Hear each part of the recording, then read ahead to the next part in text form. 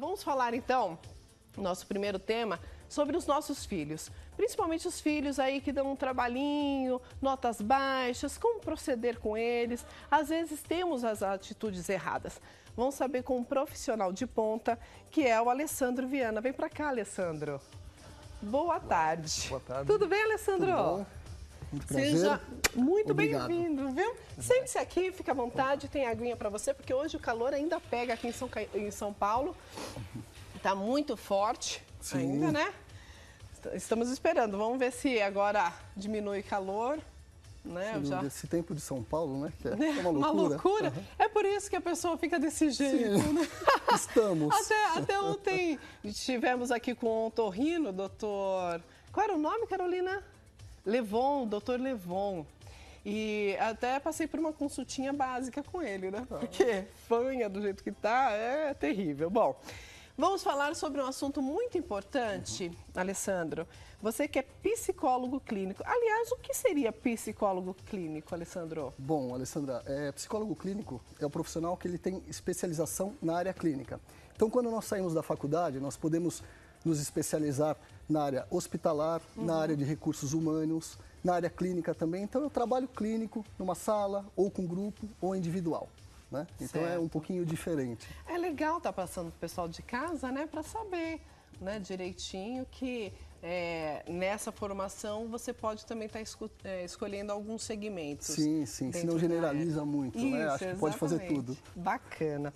Bom, Alessandro, vamos falar sobre os nossos filhos aí, né, que normalmente chegam no período escolar e principalmente agora, né, já estamos chegando ao final do ano, sim, os pais começam a se preocupar, né? Então, minha pergunta é o seguinte, o que fazer nessa hora?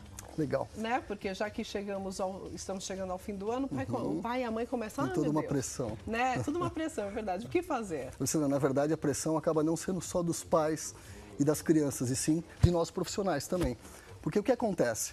As crianças acabam não dando um bom resultado, e aí vem as notas, o tempo acaba se afunilando, e aí o pai e a mãe, enfim, toda a família acaba com aquela pressão de cobranças, de punições muitas vezes, só que o problema é o seguinte, isto é um pseudo-remédio que pode não funcionar, ou seja, o mais adequado é sempre a gente fazer uma avaliação mais profunda, por que não desse rendimento, entendeu? Então, normalmente assim, vem essas notas, os pais já fazem a analogia com que eles estão querendo brincar muito ou estão folgando um pouquinho, que normalmente é o que os pais falam no meu consultório, e pode não ser bem isso, né? E, de repente, os pais acabam se preocupando, deixando, a primeira metade do ano, né?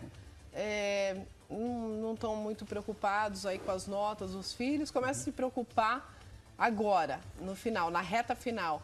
Isso é errado também, né? Luciana, na verdade, é um padrão mais ocidental. Então, nós temos a nossa filosofia, que é justamente procurar a cura quando já tem um problema. Então, a criança já acaba dando alguns sinais. E aí o pai tenta...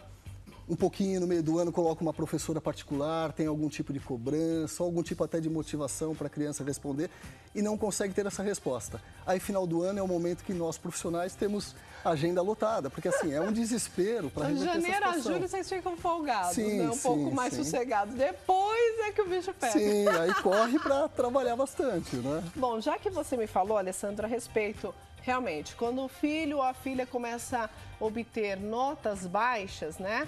Normalmente, acho que a maioria das vezes, concluo eu, posso estar errada, é a pressão, né? É chegar, castigar, falar, como você está tendo notas baixas? Você só estuda, você não trabalha, você não faz nada, né? Ou senão eu te pago a melhor escola, sim, perfeito, né? Então, vem a questão do castigo, da pressão. Ou se não, tenta trocar por recompensas, né? Como proceder? Como ser corretamente, proceder corretamente com o seu filho neste momento, Alessandro? Alessandra, antes eu acho que o primeiro papel mesmo que eu acho que os pais devem fazer, primeiro, é fazer uma avaliação mais profunda, porque a criança pode ter um problema, ou de ordem emocional, ou também física. Então, vou te dar um exemplo clássico que acontece quase que semanalmente lá no meu consultório. Vem a criança com um problema de aprendizagem, né? Então, ela não consegue assimilar bem a informação, não vai bem na hora da prova, de uma avaliação. E aí, o que acontece? A criança ela senta no meio da sala. E essa criança, muitas vezes, ela tem algum problema visual. E os pais não percebem. Então, o que a gente faz num primeiro momento, né? Nós, psicólogos, temos a seguinte conduta. Primeiro, fecharmos todas as hipóteses físicas para aí você verificar emocional.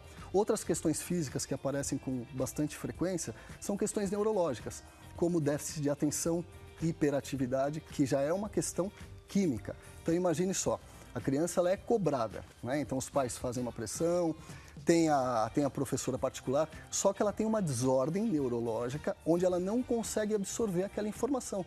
Então imagina, a criança cobrada, dando o máximo possível dela e mesmo assim não dá o resultado, olha a sensação de fracasso. E aí a gente acaba tendo a sequela emocional, né? Que de certa forma interfere numa autoestima. É que nem eu vou fazer uma analogia, se você me permitir, bem simples, que nem uma empresa. Então se você tem uma empresa onde todo mundo tem um trabalho, que é todo mundo motivado, que tem estímulo, que as pessoas ganham bem. Então, assim, quando existe uma barreira, a tendência é a pessoa correr para superar essa barreira, porque ela está motivada. Agora, se é uma empresa que não tem uma qualidade legal de trabalho, o profissional, quando ele tem um desafio, ele tende a bloquear, que é o famoso branco da criança. Então, assim, toda essa questão emocional interfere também. Com certeza. E já temos alguém na linha. Alô? Alô, Alessandra. Com quem eu falo? Bom? Adriana, de Santo André. Tudo bem, Adriana? Tudo. Então tá bom. Você quer fazer uma pergunta ao Alessandro? Pode ficar à vontade. Quero. Boa tarde, Alessandro. Boa tarde, prazer. Eu tenho um filho de 5 anos. Desde 1 ano e 2 meses ele ia na escola particular. Certo. O ano passado eu resolvi colocar ele no municipal. E o rendimento dele está sendo muito bom. Só que, assim, a professora falou que ele está tendo um rendimento mental. Assim, para escrever, ele escreve, mas tem mais dificuldade, ele lê, ele faz conta. E a professora da escola particular disse que ele tem um temperamento, assim, hiperativo. O que eu devo fazer? Como diagnosticar isso daí? Então, na verdade, até tem a ver com o nosso tema. A primeira coisa é mandar para um profissional especializado. Hoje tem uma questão da hiperatividade, até que me preocupa um pouco, Alessandra. Hoje a hiperatividade acaba sendo muito confundida com a criança que não tem os limites. Então, assim, infelizmente nos dias de hoje que nós trabalhamos absurdamente, pais e as mães ficam menos tempo com a criança ela acaba tendo um pouquinho de mais asinhas dentro de casa. Mais né? Coitado liberdade, das babás, né? enfim, para tomar aquela conta. E a questão é o seguinte, essa criança ela tende a reproduzir aquele comportamento que ela acaba tendo em casa no meio social.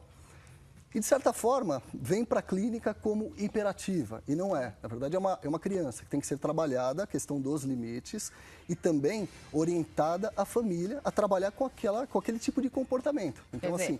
É diferente aí, hiperativa com sem limites. Exatamente. Né? Eu me preocupo muito com essa questão até da Adriana, que, assim, às vezes vem esse diagnóstico antes. Então, de uma professora, claro, a professora com maior amor e carinho tende a ajudar, mas às vezes vem um diagnóstico. E muitas vezes os pais cronificam essa informação e falam, poxa, hiperativo e trabalha como se fosse.